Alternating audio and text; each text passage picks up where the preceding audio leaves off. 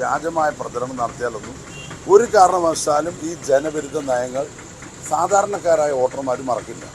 ഇടത് സർക്കാരിനെതിരെ അതിശക്തമായ പൊതുവികാരമാണ്. പാലക്കാട് മാത്രമല്ല, ഈ ജില്ലയിൽ ഞാൻ 53 പഞ്ചായത്തുകളിൽ പോയ ആളാണ് തെരഞ്ഞെടുപ്പ് പ്രചരണാർത്ഥം.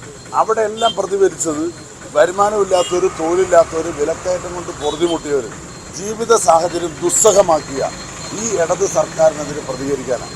വലിയൊരു മുന്നേറ്റം പാലക്കാട് നഗരസഭയിലും പാലക്കാട് ജില്ലയിലും ഐക്യ ജനാധിപത്യ മുന്നണിക്ക് അനുകൂലമായിട്ടുണ്ടാവും.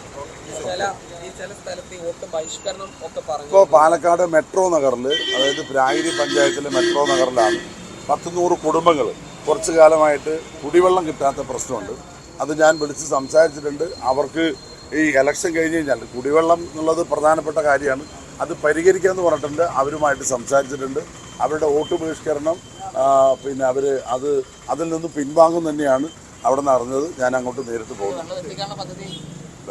വെള്ളത്തിന് ഉണ്ട്, വളരെ നേർന്ന രീതിയിലാണ്. അവിടേക്ക് ഫോഴ്സ് ഇല്ലാതെയാണ്. അവിടേക്ക് പൈപ്പ് ലൈനും ജലജീവൻ മിഷൻ്റെ പദ്ധതിയൊക്കെ ഉണ്ട്.